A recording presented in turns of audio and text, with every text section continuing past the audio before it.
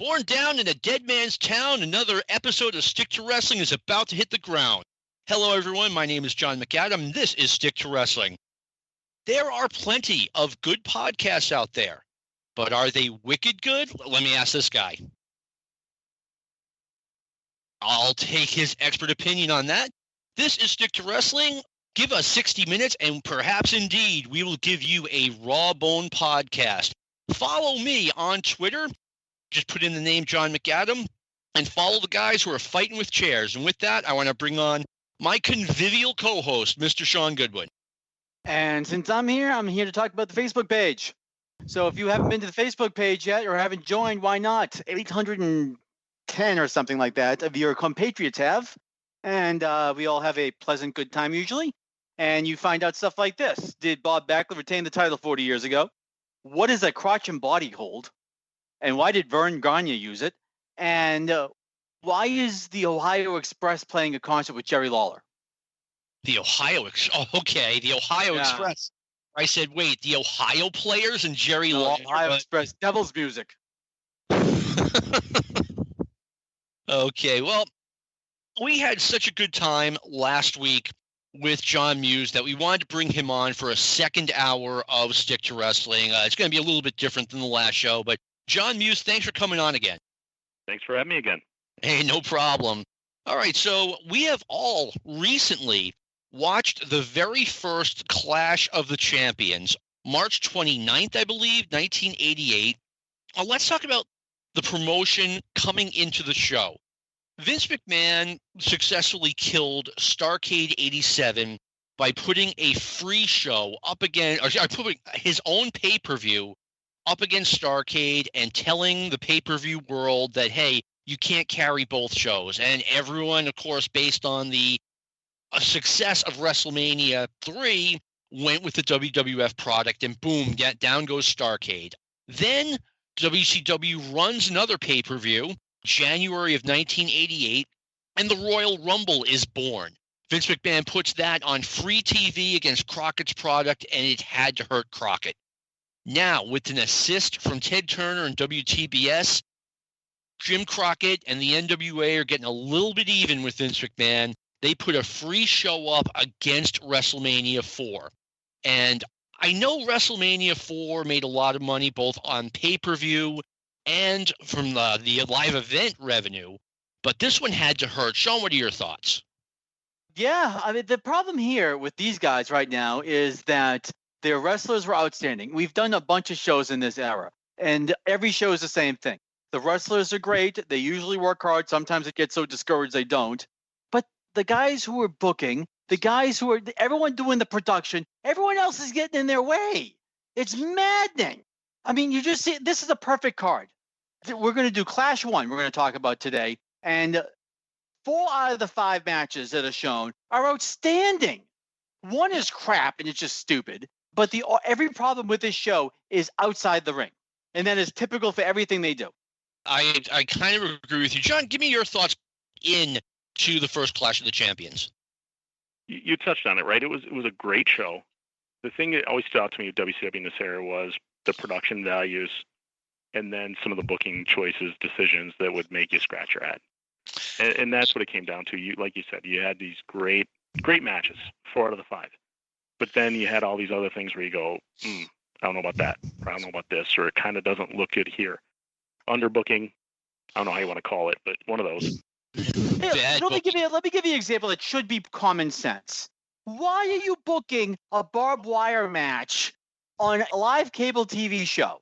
You know nobody's going to get busted open, or else, why are they doing that? Now the match ends up even worse than it was going to be. Well, again, we'll get to that in a minute, but that's an example of them getting in the way.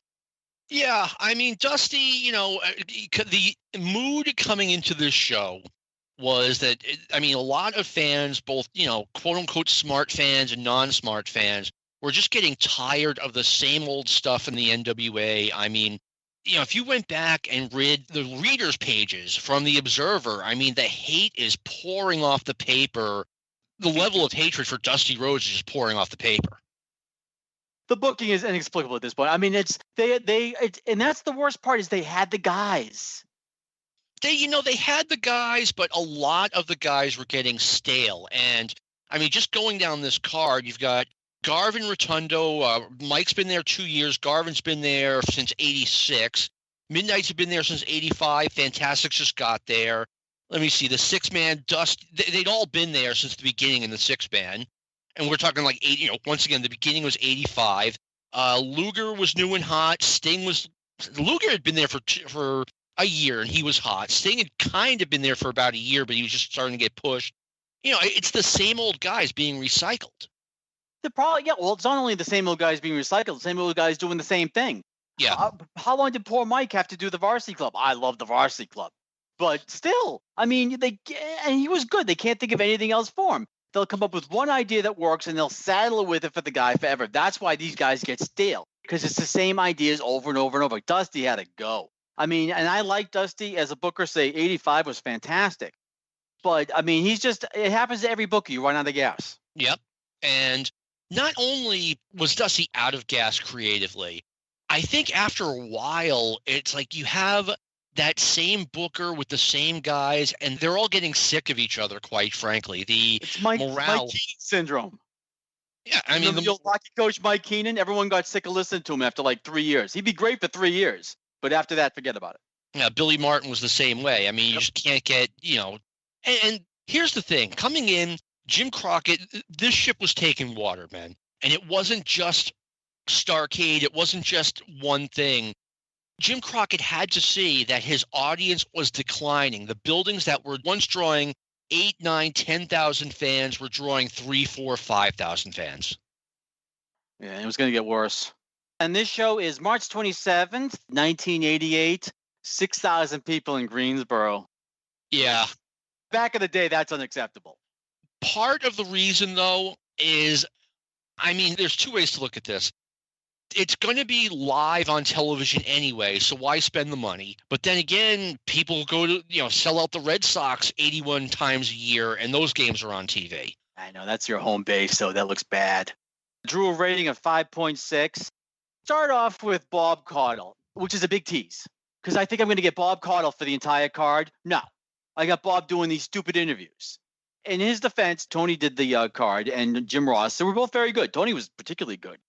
I thought they both, Ross and Swanee, were at their best on that afternoon. Yeah, everybody was great here. But again, that's a big tease, sitting there with Bob there. Then all of a sudden you bury him the whole show.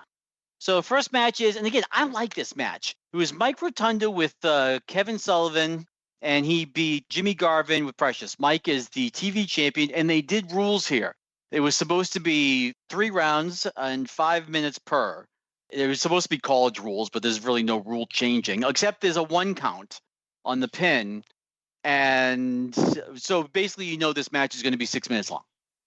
Yeah, and I thought there was absolutely no need for that stipulation. I think it just made things too complicated. One thing, this is Mike Rotundo. He had just turned heel and started that new gimmick with the Varsity Club like 2 months earlier. So this is brand spanking new at this point. He was great in this role. I every time I see him here, I think, why couldn't he have been a heel all along? He's like the guy in the I've made this reference before, but he's like the guy in Revenge of the Nerds. Oh, one of the football. He's perfect, the perfect jock. What do you think of Mike? I always feel like, John, that I'm like holding up the banner for Mike Rotundo, and everyone else, tells me the guy's okay or nothing. What do you think of Mike? Yeah, John, let's hear from you. I liked Rotunda. Now, he wasn't one of those necessarily flashy guys, but he was skilled. He always seemed to have decent matches, and he played his role. I love the Varsity Club gimmick. The only thing, and this was watching this back today, you got a Varsity Club gimmick. You got these guys in varsity jackets, and they're let out by a guy in a satanic robe. Yeah, that always stood out. I had forgotten about it, kind of glossed over it through time. Then I watched it again, and I just kind of laughed at, you've got the Games Master leading out some jocks. No, I was all over Kevin's devil robe at the time. That just, I don't know why he didn't. I'm not saying get a varsity jacket for Kevin, but like dress him up like Bill Parcells or something. I'm thinking he was going for the Skull and Bones kind of thing from Yale. The old, secret society. kind of deal. I don't know. I agree. It didn't really work, but I think that's what the attempt was. Plus, you know how he just can't help himself.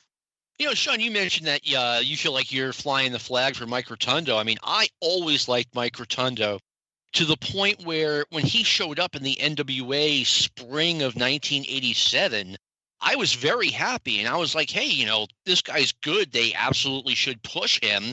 Maybe even as a fresh opponent for Flair, maybe even, this might be a little of a reach, but as United States champion. I liked him that much. I remember the day he's out doing his interview and he's standing next to Tim Horner. I'm like, well, there goes all of that. They have no plans for this guy. And it tells you a lot about how you place these guys. If you send someone out there, if you send Mike Rotundo out there with Dusty Rhodes, he would have looked like a star. Instead, they sent him out there with Tim Horner, and he looked like crap. And in this match, he adds an air of credibility to the matches. I love the way he calls matches as a heel. They're always kind of these slow, methodical. Everything, all moves mean something. All moves lead to the next thing. There's logic to it. It doesn't go very fast, but it makes sense, and it allows that suspension of disbelief. That's why. And Jimmy Garvin's just he's gold here. I mean, this is a really good match. What's up with Precious? I don't know. I'll say this. I think I've mentioned this on the program before. Usually, if you see a woman who's on TV in real life, she looks a lot better on TV. Precious was the opposite. She was absolutely gorgeous, and for whatever reason, she didn't come across as gorgeous as she was on TV. Oh, I didn't mean that. I mean her meltdown. The great booking they did with her, where she decks Rick Steiner at the end of the match with a 2x4, and then she chokes out Kevin with a coat hanger. Yeah, he dropped. Let me share this. We were watching WrestleMania 4 live, and upstairs we were videotaping the Clash of the Champions. I mentioned this. I thought WrestleMania 4 was boring. Everyone in my house thought WrestleMania 4 was boring. But as soon as Precious went wild with the 2x4 and the coat hanger, everyone came to life. It was like, this is fantastic. We no longer have to be bored by WrestleMania 4. It just got a huge pop in my house. Nice. Oh, the crowd was hot too. Absolutely. Wild. I mean, just an insane hot crowd. And that's something I miss. I don't know if I've seen a crowd like that since, that kind of a crowd. Oh, that's probably in Greensboro. They just stopped running shows all the time in Greensboro. That crowd was always crazy. You guys got anything else on this match? How about John? Are you all set? Yeah, I'm good. The only thing I wondered about when I saw that, because the crowd jumped out at me as well, as I thought, you know what? I wonder if, and we'll talk about the Midnight Express shortly, if that maybe should have been what opened the show. You know what? The crowd was the hottest at the start. Yeah, something to think about when we get there. No, you know what? You're right. I mean, you always want to have not maybe your best match, but a really hot match in your opener if you're having a TV special like this. But there's a problem with the midnight match, and we'll get into this a little. Well, we might as well get into it now because it's next. Well, you know what? Dr. Death Steve Williams, after the Garvin and Rotundo match, makes a surprise return to WCW or the NWA, excuse me, and does what is in it. It might not have been the worst interview of all time, but it's in the team picture. Yeah, well, it was one of his best. But yeah, it probably still is the worst. Oh, that was awful. I mean, why stop trying to make him talk into the little microphone thingy? Okay, just give him a manager. Where's Gary Hart? Give him Gary Hart. Give him Cornette. Why are you using Big Bubba? Use him over there, and then you can make your own little Midnight Express kind of Four Horsemen thing. You wanted him in the role like Heyman has with Lesnar. Yes. Yeah. And I mean, Doc, at this point, I remember watching the interview live and just being like, oh my God, he can't talk. John, well, getting back to something we talked about a little bit last week, you've prepped wrestlers to do interviews, right? Somewhat. I never had the TV, but we did have some, you go out on a mic and cut one out in the audience, Okay, now I would tell guys, okay, look, in your own words, I need you to talk about A, I need you to talk about B, and I need you to talk about C. And it was almost like no one even gave Doc that although I can tell you, I've told guys, say A, B, and C, and they've gone completely off the track, so it happens. But it looks like he was completely unprepared. Just go out there and talk, Doc. Yeah, maybe they said to him, say something about Ric Flair, or say something exactly. to, about the heavyweight title. Oh no, I thought he was reading cue cards badly, but I thought he was like, because it looked like there was something he was trying to do, and then at the end it was like bye bye. I think he said take a dare. I'm not sure what that meant, but I mean I had to rewind it like 3 times. I had no idea what the guy was saying. It was awful. I was kind of hoping you'd just pretend that didn't happen, but it did happen, and it was painful. The reason to the Express, the reason why I wouldn't have that match first, it was almost too crazy. I mean, that's almost too hot to start off with. I remember I heard a story about an old Capitol card back in like the early 60s or something like that. And midway through the card, they had Eddie Graham and Bearcat Wright. And I guess they just beat the holy hell out of each other so badly that the crowd just went up as a riot. There were 3 matches afterwards, but it didn't matter. Everyone was sitting on their hands with the cops all over the place afterwards. Now, granted, I wasn't expecting something this severe, but I was thinking the opposite, like, wow, that's a crazy match to have it too.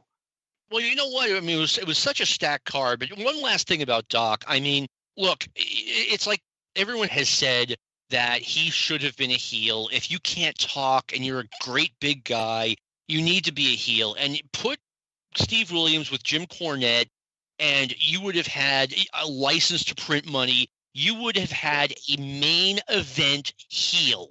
And you can't have too many of those. And like I said, the boss is no longer someone who wants a lineman from Oklahoma to be his world's heavyweight champion as a babyface. That's gone. Doc should have been a heel. Yeah, I would agree. And it's not even necessarily having a main event. You want guys in the pipeline. No, that you can bring up real fast in case, God forbid, something happens. Or, just the next guy up. Yeah. He was only getting so far as a babyface, as we saw. ECW stole this entire match and did it worse. Midnight Express match. I was sitting there counting the spots that ECW would do to death that they were doing, except doing them all better. The one thing that jumped out at me was at one point they did the double goozle, and I hadn't seen a double goozle in years. But that is way more. If you've never seen the double goozle before, it's basically Eaton will do a shoulder tackle and Stan goes underneath with clipping the legs. Yeah. It's kind of like total elimination, except they do it in like full motion. Whip into the ropes and then they clip the guy coming off the ropes. That move, even something like that, everything in this match was perfect. There was no they threw a perfect game. Everything was done well. Jim Cornette, I remember him saying somewhere that before the match, of course, the Midnights and the Fantastics, ideally you want them to go 20, 25 minutes. 32 years ago today, I saw the Midnights and Fantastics in Boston, and they had one of the best matches I've ever seen live, like 4.5 stars. And, they went 20, 25 minutes. They had a great match on Worldwide that took up the whole show. And before this show started, they told them, okay, we can only give you 10 minutes, which is understandable if the main event's going 45. And the 5 of them got together and they said, all right, this is going to be the best goddamn 10 minutes ever. And it very well may have. I mean, this match was going 100 miles an hour from the start. Was Rogers legit hurt at the end? Yes. Because there was about a 2-minute stretch there where he was getting the Mick Foley treatment from Hell in a Cell as, Undertaker's walking him around. I remember Stan basically did a leg clip for him at one point. He, basically put him into the move for some kind of a double team. He did it for him, kind of. Yeah, Bobby, they did a spot where I think it was Eaton bulldogged him outside the ring on a table that was lying flat, and like the table jumped up somehow, and Rogers got clipped under the eye, and he had to go to the hospital. Yeah, he had something to do with his mouth too, because it looked like he had some teeth knocked out. But there was about 2 minutes where either he's the best actor in the world or his eyes weren't right. No, his eyes weren't right. John, give me your thoughts on this match. The thing that killed me in this match was, you had so much going on. Like you said, it was like the fastest 10 minutes. I think Cornette threw a table at one point. Yeah. When somebody was bouncing off the ropes, right? Yeah, he held up the table. He threw him in. Yeah. So when he hit the ropes, the guy went head first into the table. Yeah. So you had Cornette hitting everybody with tennis rackets, throwing a table at one point, standing a table up to get hit. They're bulldogging. It was insanity. It was a tornado. Maybe you're right. Yeah, it was awesome. You could be right about starting it off. May have been a bad idea because there could have been a riot. And this, I mean, and you never saw this, but I see this in every match is bad. But this, once every couple of years, is fantastic. And coming in, they were doing an angle where the Fantastics were literally driving Jim Cornette crazy. Like Jim was cracking under the pressure, and that's part of his whole role in this match. Didn't they keep beating them on TV? They had this thing where they, the Fantastics kept beating the Midnights in non-title matches over and over again on TV. I know they beat him on Worldwide in a non-title match. So I think there was a couple where they kept beating him, and that's what was getting Cornette. That's why they flipped out at the end. Rogers was fantastic here. I mean, how he finished the match, I don't know. But throughout the whole thing, he took some vicious bumps.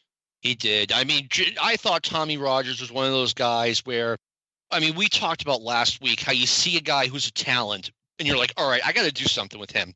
Tommy Rogers is a guy, they should have figured something out. Like, I know the Fantastics had their run. They left at the beginning of '89. I know they were kind of, I don't want to say showing the door, but they weren't invited to stay. And, at that point, if I'm the WWF, I try to do something with Tommy Rogers, even if he's a little bit small.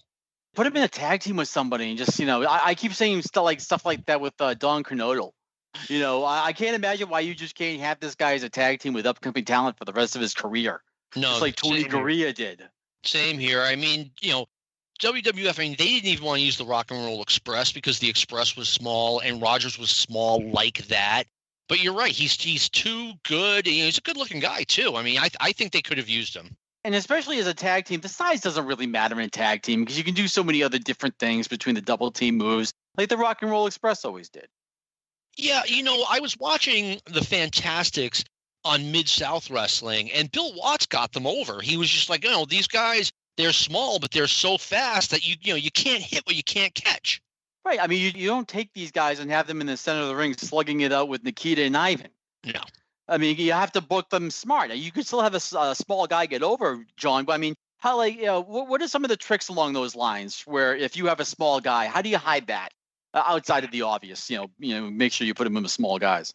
Yeah, I mean, that's the number one thing is that you don't expose them to the guys that are going to make them look small unless you're going to have them beat the guy. Yeah. You have to protect guys. You have to put them in a situation where if, obviously finding a way to use them from a character basis or just, a different team, or even if you try to use the Fantastics someplace else, you have to protect them. You have to give them people they can have good matches with. And then, obviously you have to do things like maybe give them the belts because you have to do something to show that they're important, that they're good. And then you just have to go with it from there and then hope you can do the right kind of angles. And the Midnight Express was a perfect foil for that. You have that thing where you have Cornette on the outside. The Fantastics are going to come across as the better team, but Cornette's always a difference maker. Now I've got the wheels turning on what to do with Tommy Rogers. One thing, tell me what you guys think of this. I was never crazy about the Fantastics gimmick. It started in that weird knockoff promotion Ole Anderson was doing in '83 when he had Terry Taylor and Bobby Fulton as the Fantastic Ones, who were just a complete ripoff of the Fabulous Ones. But then they toned it down a little bit. They brought in Rogers and lost Terry Taylor. Now they're the Fantastics. I was never crazy about that gimmick. It worked in regards. That's why it was terrible. But it worked because the Midnight Express was so despicable. Yeah. So, they basically became a babyface automatically because the Midnights were so good. And that worked with everybody outside of the Dynamic Dudes.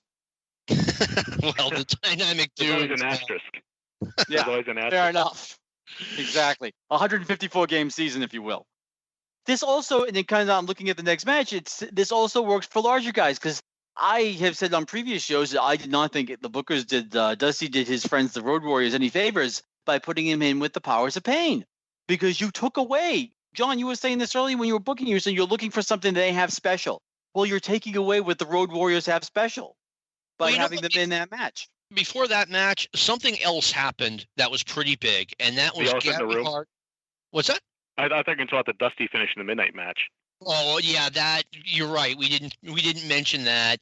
That finish should never have been used again by this point. You have turned off so many people with that finish. And you're right, John, that was the only bad thing about this match. Oh, I don't mind it in this case just because it was so obvious. If you have watched 10 seconds of this product and you had any illusions that the Fantastics were walking out of with the. It was an obvious DQ. It wasn't one of those kind of backflip over the guy over. He picked the ref up and heaved him over the top rope. At least it was obvious. It wasn't some fluky thing.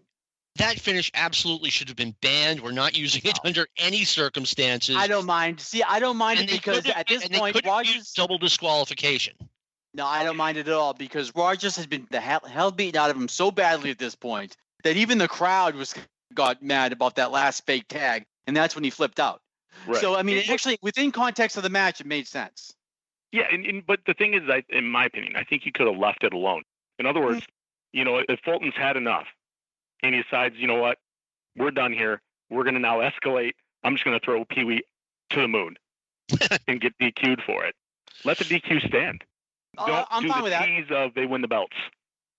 I can't. I'm watching. I hadn't seen this in years, but I'm watching the ref go out and go, oh, here comes the dusty finish. They're going to pin him right here. And yeah, I mean, you've seen it so often at this point, you just kind of expect it. So it doesn't even bother me anymore. You became numb to it, yeah. Yeah, pretty much. I'm That's assuming not a good these guys thing. did too. Yeah.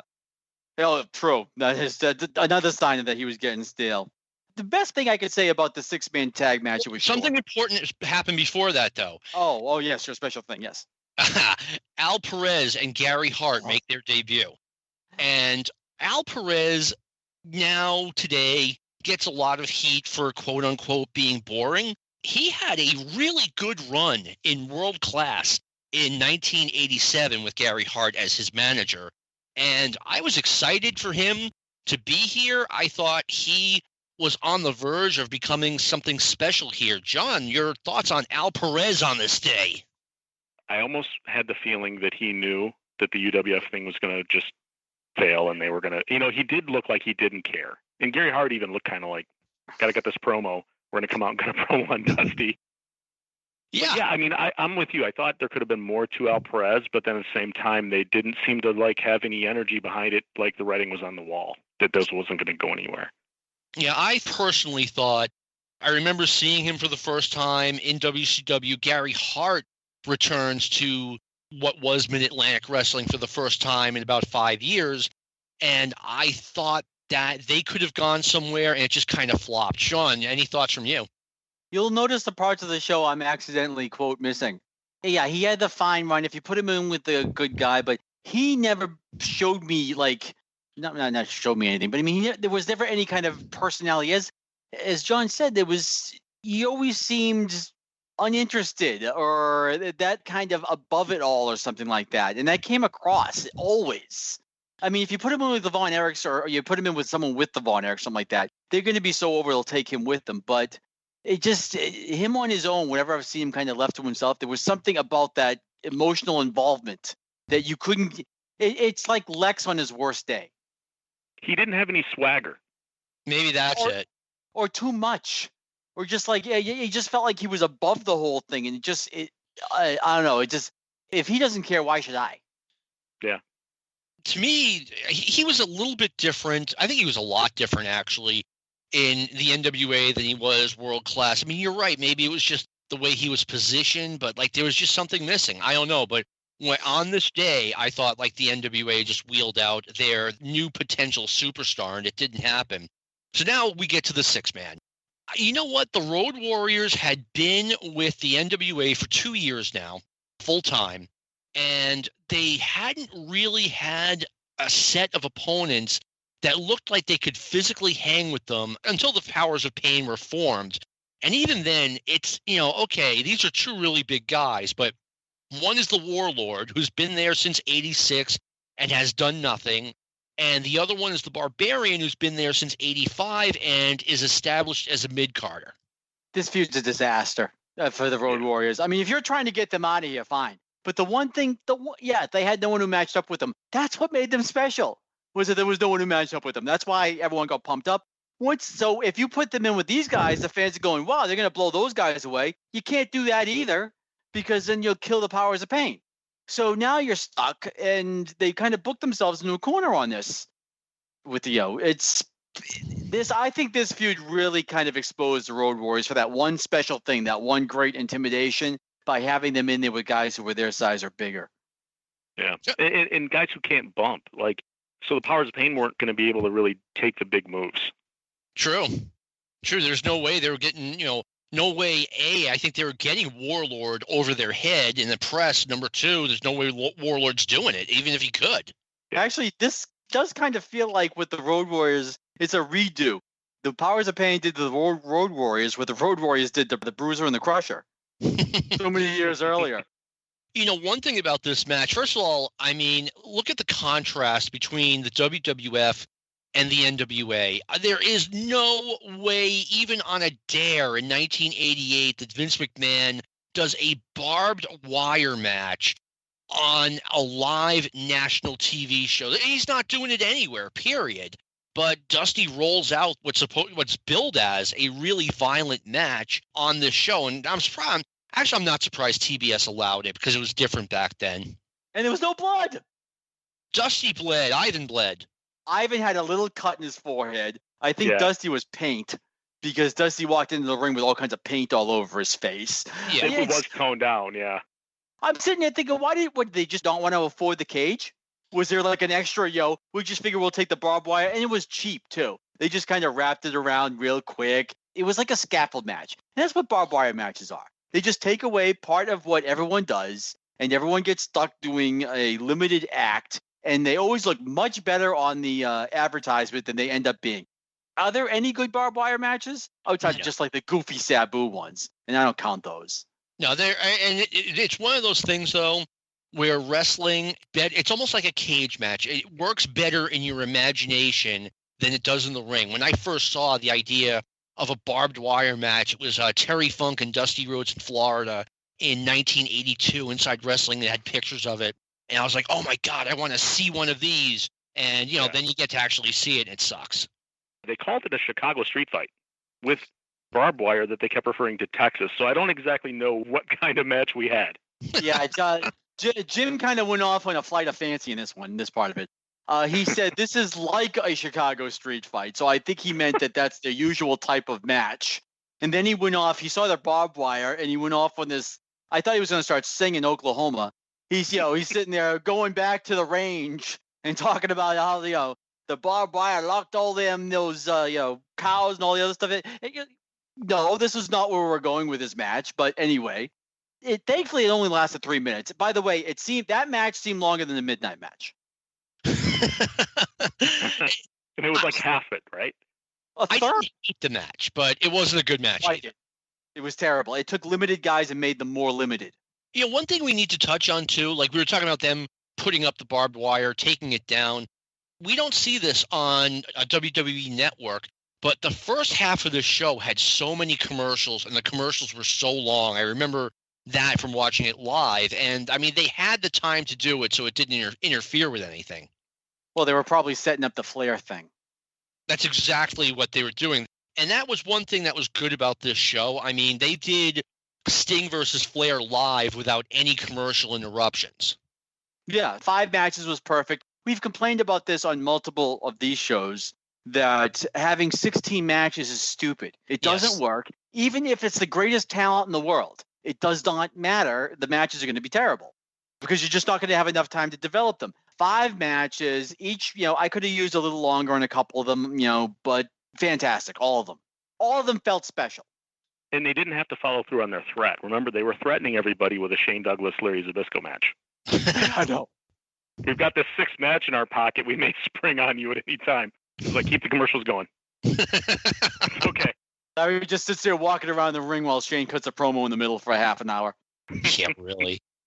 So now, after the 6-man, they spring another surprise on us. Nikita Koloff has returned to the NWA after about a 2-month absence with a new look. He now has a crew cut instead of having his head shaved bald, and he's a little bit smaller. Nikita, yeah. Nikita was going through a tough time. His fiance was stricken with cancer, which turned out to be terminal. At least he's back to work. And yes, John, he was a lot smaller, man. I mean, he was wearing a suit, and you could see it. Yeah, and he was a little more toned down too in how he was acting. So it was an interesting shift in his character too. Yeah, and I mean, I just remember seeing him that summer. He was wrestling, and there was nothing to him. I mean, I want to say he was unpushable, but what he had that made him pushable, that, shaved head, that mean expression, the huge muscles, it was all gone. Yeah, basically everything that he did well had disappeared at this point. And I found out that if you watch the promo and fast forward, it's just as entertaining if you actually heard him talk. I said, I don't even see what the point is here. He walks in with the hair, which is a killer right there. And yes, he was on the 90s Hulk Hogan diet here. And basically everything that jumped out about Nikita was gone. So he was left with his promo and pure wrestling ability, which wasn't going to get you very far. After 32 years, this just dawned on me. Maybe the problem with Al Perez not getting over is the fact that they feuded him with Nikita, and that's like all they did with him. Yeah. Do you think they were trying to use Perez to get over Nikita? You absolutely knew better that wasn't going to happen. And, Gary Hart, I don't mean to rag on him too much, but he was Al Perez's manager in real life as well. And, those two are tight. And sometimes that's just a conflict. It's a conflict of interest when you have someone in that role. Yeah, but Nikita was at this point, it was hard to watch. It really was. Like everything that made him special was just, so are we seeing a trend with these interviews so far tonight? They're all morbidly depressing or just bad. And next, so now we go back to the good. We have Lex Luger, Barry Windham, Arn Anderson, Tully Blanchard, world-class athletes, and Lex Luger all over the place right here. Yeah, and let's talk about what was going on in the promotion coming into this match. All anyone was talking about was who was going to be the next Horseman, the guy who replaces Lex Luger. I mean, this was just, a constant subject of conversation at this time. John, were you into the newsletters and all that by now? Yes, I was just starting into it. I think let me think. Yeah, I was into it by that point. Maybe a year in by now with the newsletters. Okay. Because I had a group of like 6 or 7 people that I spoke to on the phone, and that was the subject matter every single time out. Who's it going to be? And we eventually learned that it was going to be Barry Windham. And so we had this match. It was an excellent match. Like I would say 3 3/4 stars, 4 stars, right around there. It only went 10 minutes, but it was really good.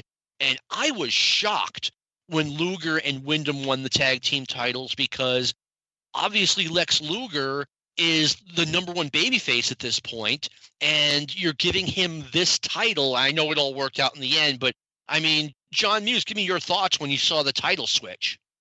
Well, I thought 2 things. At the time, I didn't have really a thought one or the other. I was, it made sense. It was good. Because also the other thing, too, is that Flair had the heavyweight title, so you got Arn and Tully with the tags. Getting a little mix was good. But I also thought after the show ended, based on the Flair Sting result, that they were trying to give something positive. On a show like this, you almost kind of have to have a title change. Yeah. So and a major babyface going over. Yeah, and when the titles switched hands, and I have to think that by now they knew they were going with Barry Windham. I think Windham turned like 3 weeks later. So I think they knew they were turning Windham, and with that in mind, this title switch totally makes sense. Yeah. Barry Windham is so good here. Barry Windham may be the best guy in the world right now. He's a total package. He's, I know Lex has the name, Barry's the total package. He can move. He's athletic. He's big. He can play big. He can play smaller. He's fantastic. He does good psychology. Him and Arn had a little piece of business in the center of the ring. Just a pinning combination. Yeah. Fighting out of the pinning for a couple. It was compelling. Really just was. that. Just the little stuff they were doing right. He is just crazy. Everything he does is good here. Yeah, I will go as far as saying Barry's the best in the world right now. And Arn and Tully were great. Yes. Mm-hmm. Yep. Even Lex. I make fun of Lex. Lex is good here. Lex had improved a lot. He had only been in the business at this point for 2.5 years, I want to say, maybe 3. And he got pushed from the start. It just takes a lot more seasoning than 2 years to fit in as a role as a horseman. He did fine as a horseman. He just wasn't good in the ring yet. Well, I mean, he was the lesser person here, but there's no shame in that with the other 3 guys he was in there with. No. Because everyone was on. Again, everyone in the ring outside of that last stupid match, everybody involved in every match was fantastic. I mean, this was a great in-ring night. It was. I mean, I look at it this way. we just had like 3 really good matches. 2 matches that were like 4-star caliber. And now comes the main event, which was 1988 Match of the Year. Before we start, I agree with you. Match of the Year, huge deal, world title. And just in case there's any problem, we have 5 judges at ringside. And just to degrade our belt, even Don King wouldn't do this. Even Vince McMahon wouldn't do this. Even Jack Pfeffer wouldn't do this. Pfeffer might. John, who were the judges? It was actually 3 judges. Jason Hervey and the guy, the Leave It to Beaver guy, were just like at the celebrity table. The judges were Gary Juster and I forget the other guy, but Sandy Scott. Sandy Scott, thank you. Fine, no problem. Who's the third one? The third one, her name was Patty Mullen, and she appeared in Penthouse magazine the year before. And I have this written down in front of me, just another glaring contrast between these 2 promotions. Vince McMahon would have been all over this in 1998, but 1988, like, it's an idea he'd throw you out of the room for even suggesting. And the worst part is that the judges messed it up, of course, because, you just know. And Hervey's an idiot. You see him looking around like, who you voting for? like they don't have the thing right in front of their hands. So they do the votes, and okay, if you want to have the Penthouse pet say draw, then okay, fine, I can handle that. That she has to be the one who can't figure it out and has to pick draw. Sandy Scott, the one guy who should know better out of the whole thing, they have to hang him out to dry with, I'm here to be a judge to pick a winner, and I can't figure that out. Lou just posted Patty Mullen, Pet of the Year and Star of Frankenhooker. So there you go. Stop calling her Pet of the Year. Let's disassociate her from that. She's the Star of Frankenhooker, who, by the way... WCW, was that after? Because, WCW should have promoted that. Was after. Who can possibly take their belt seriously with this? And as you just said, they just killed themselves because they have a great match coming up. It's going to be your typical Flair match with a guy who can go. Except they have a little piece of story at the end that just puts it that much over. And, of course, they take away the credibility by not taking their own belt seriously.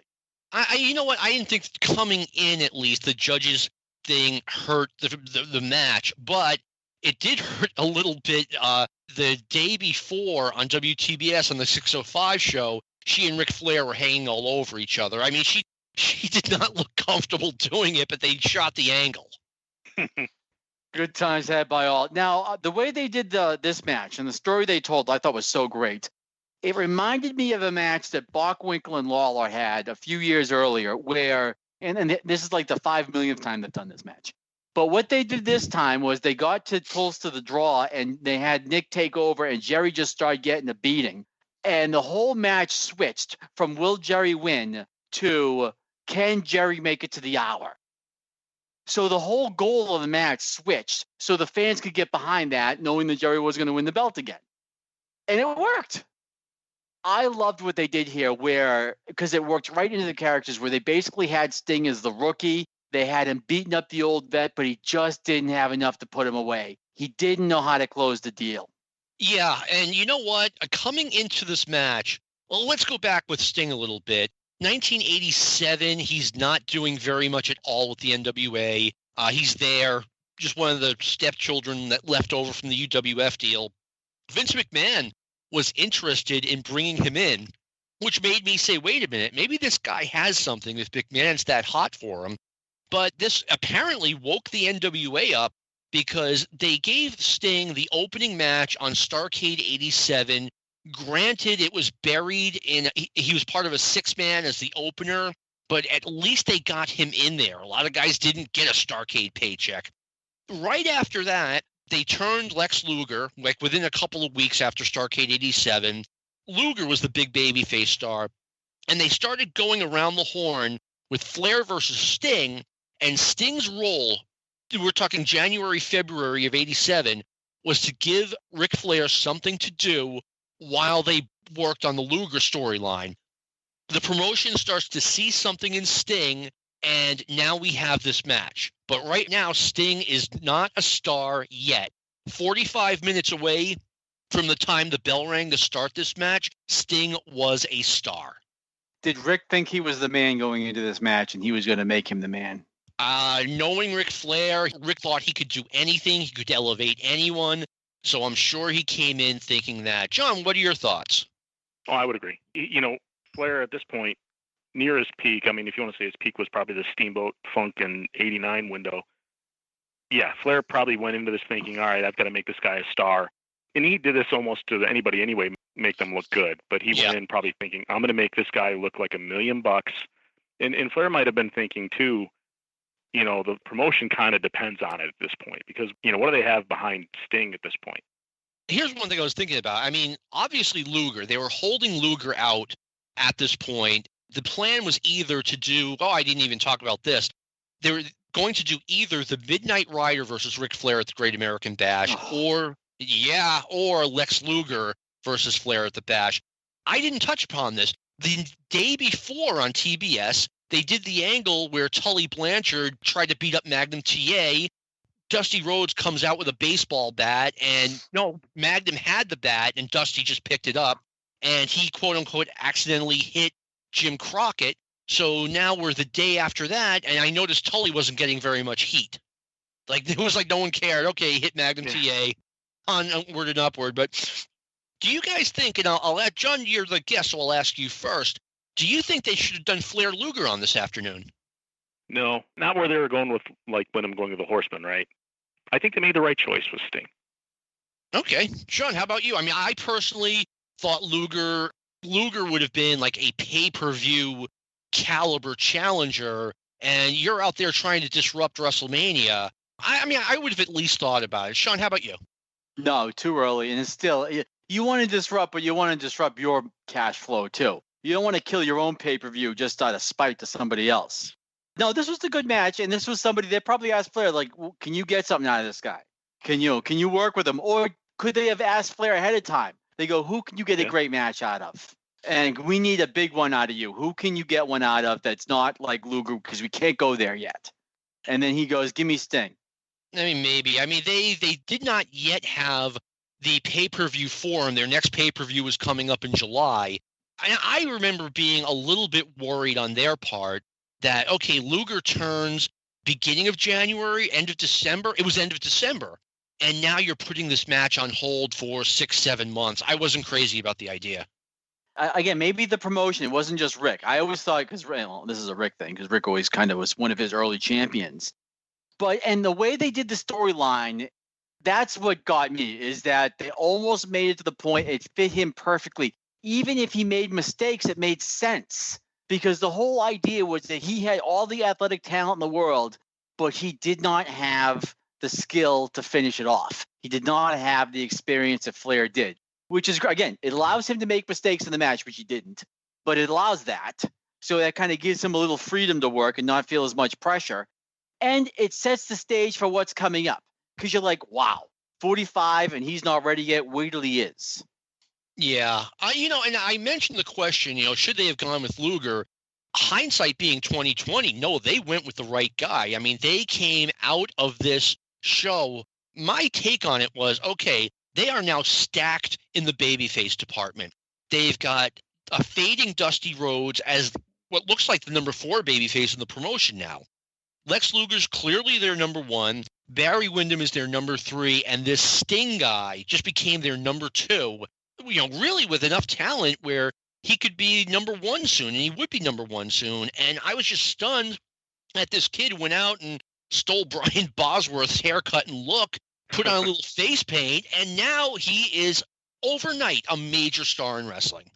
But also look at this card. It's a good spot to do that in, because if you put Luger here, you're losing at least 1 pay-per-view main event. By putting Sting here, you're gaining at least 1, because you get the Luger match. You're potentially gaining 2, because if you can get Sting over, especially in the way they did, that's setting up a second match coming up. And this card is so loaded from the bottom that you're covered. You have Rick on top. You can put him in with, you can kind of experiment a little bit, because you have 2 great tag team matches sitting right underneath it.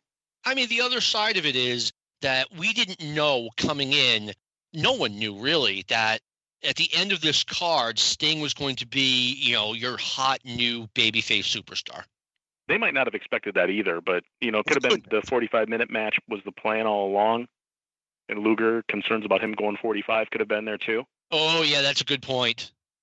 I mean, one thing they could have done is just have Lex Luger win the title on this event and drop a ton of hints that he's going to win the title. And they drew a really good rating. I think it was 4.5 million people saw this match. And, it all worked out. Let's talk about how this event changed wrestling history. This one event that took place on March 29th, when WTBS saw this and they saw the rating that it drew that rating competing against WrestleMania, for God's sake. And it made Ted Turner interested in having this thing on regularly, number one. But number two, he now has something he can put on TV that's going to draw a big rating.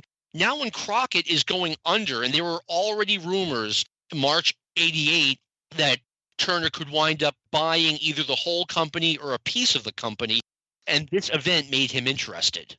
Weren't there concerns about balloon payments coming due and things like that, or was that already ongoing? That was already ongoing. They had materially breached all of the contracts for their talent.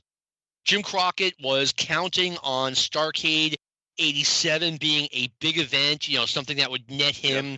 I think they were projecting between $2 and $3 million, and that's what he was going to use to pay off all those balloon payments. And guess what? No $2-3 million for you.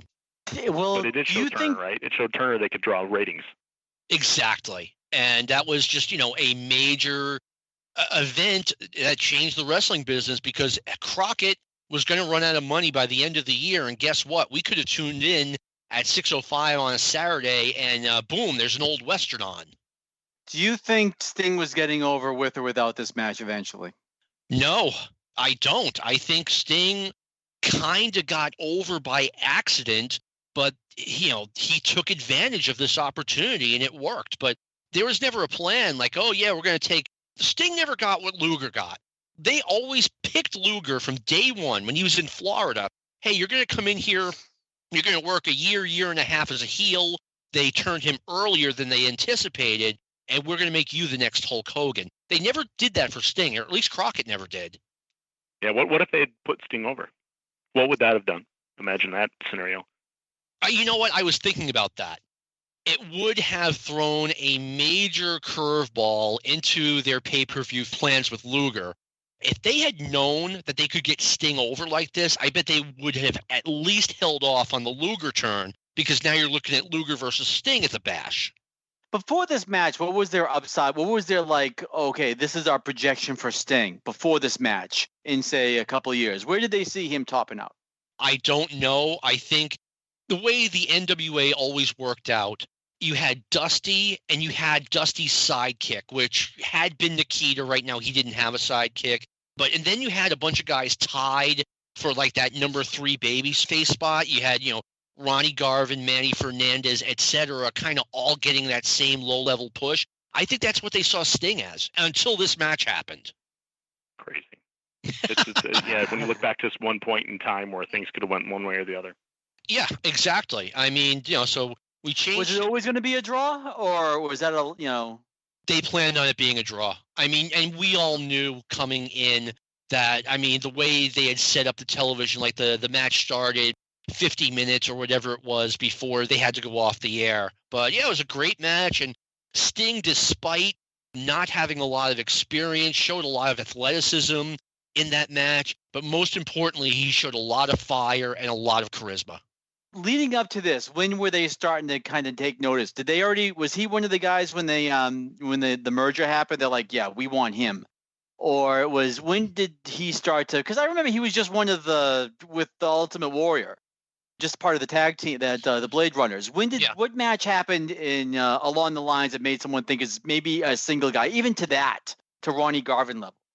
You know what? I can't tell you, but I do know that coming into 1988, Sting, like I said, he was just a guy who was going to keep Ric Flair busy while they worked on the Lex Luger feud. And that was going to be it actually was their big money feud. But anyway, this has been another really good hour. It always goes by so fast. John, thank you for coming on. Like I said last week, ever since this show I started to put together the idea of it. Like, I was like, wow, I want to have John Muse on, and now I've done it 2 weeks in a row, and I'm happy. Well, thank you. I appreciate it. I had a great time. Sean, thank you for being the convivial co-host that you are, and I want to thank our producer, Luke Kippelman, for all the great work he does. This has been a production of the Arcadian Vanguard Podcast Network.